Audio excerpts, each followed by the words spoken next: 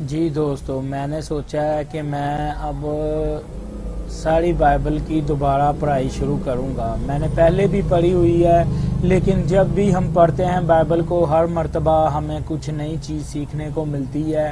تو اس مرتبہ میں نے سوچا ہے کہ میں اکیلا پڑھنے کے بجائے اپنے دوستوں بھائیوں کے ساتھ پڑھوں، تاکہ انہیں بھی پتہ چلے، یا جن کو پڑھنے کا ٹائم نہیں ملتا ان کو کچھ باتیں سمجھ آئیں۔ چلیں دیکھتے ہیں میری یہ کوشش کیسی ہے، لیکن یہ میں اپنے لیے ہی کر رہا ہوں۔ پیدائش کی کتاب پہلا باب پہلی آیت۔ ابتدا میں خدا نے آسمان اور زمین کو خلق کیا۔ تب زمین بے ڈول اور سنسان تھی اور گہراؤں کے اوپر تاریکی چھائی ہوئی تھی، اور خدا کا روح پانی کی سطح پر جنبش کرتا تھا۔ اور خدا نے کہا، روشنی ہو جا، اور روشنی ہو گئی۔ خدا نے دیکھا کہ روشنی اچھی ہے، اور اس نے روشنی کو تاریکی سے جدا کیا۔ خدا نے روشنی کو دن اور تاریکی کو رات کہا۔ تب شام ہوئی اور پھر صبح، یہ پہلا دن تھا۔ اور خدا نے کہا، پانیوں کے درمیان فضا ہو، تاکہ وہ پانی کو پانی سے جدا کر دے۔ چنانچہ خدا نے فضا کو قائم کیا، اور فضا کے نیچے کے پانی کو فضا کے اوپر کے پانی سے جدا کر دیا، اور ایسا ہی ہوا۔ خدا نے فضا کو آسمان کہا، اور شام ہوئی اور صبح، یہ دوسرا دن تھا۔ خدا نے کہا، آسمان کے نیچے کا پانی ایک جگہ جمع ہو جا، اور خشکی نمودار ہوئی، اور ایسا ہی ہوا۔ خدا نے خشکی کو زمین کہا، اور جو پانی جمع ہو گیا تھا اسے سمندر کہا۔ خدا نے دیکھا کہ یہ اچھا ہے۔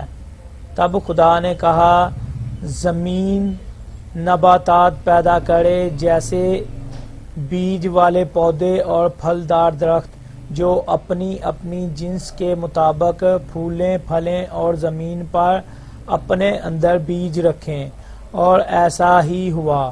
تب خدا نے نباتات پیدا کی، یعنی بیج دار پودے اور پھل دار درخت، جن میں اپنی اپنی جنس کے مطابق بیج ہوتے ہیں۔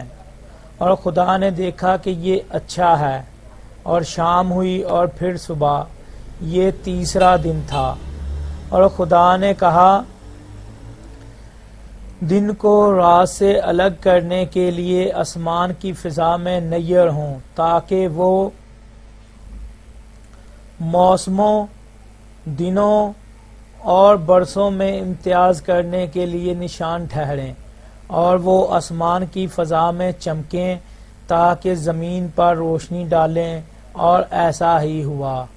خدا نے دو بڑے نیر بنائے، بڑا نیر سورج دن پر حکومت کرنے کے لیے، اور چھوٹا نیر چاند رات پر حکومت کرنے کے لیے۔ اس نے ستارے بھی بنائے۔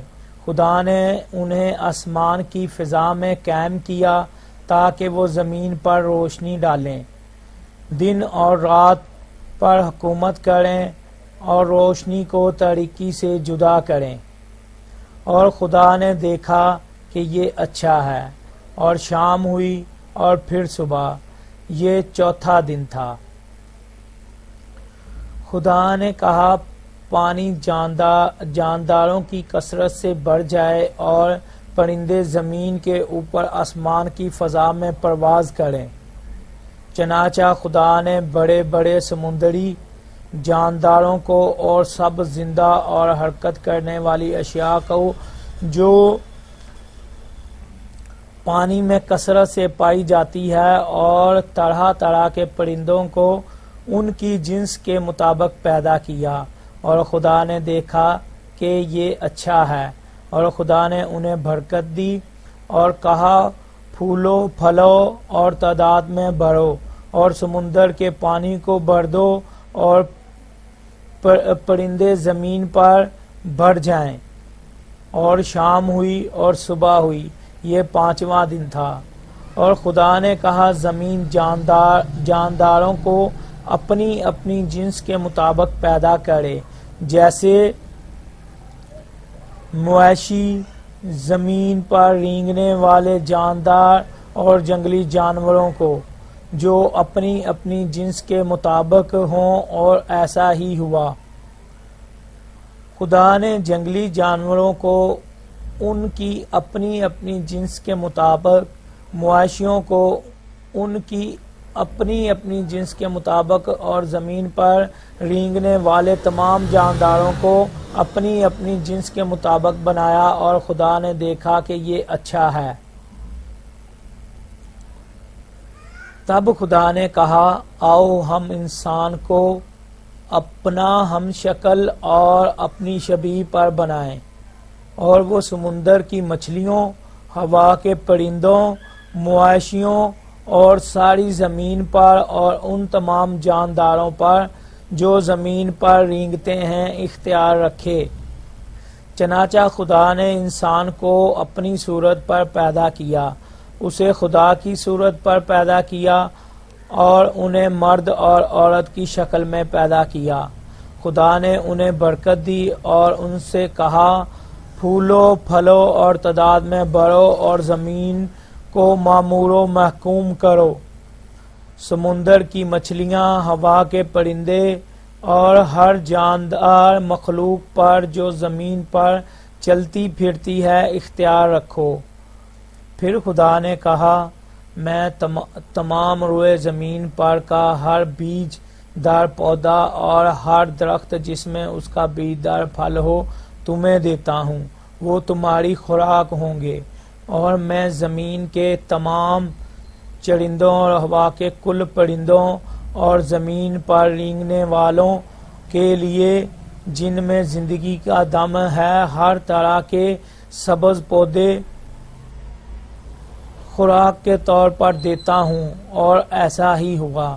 اور خدا نے جو کچھ بنایا تھا اس پر نظر ڈالی، اور وہ بہت ہی اچھا تھا، اور شام ہوئی اور صبح ہوئی، یہ 6واں دن تھا۔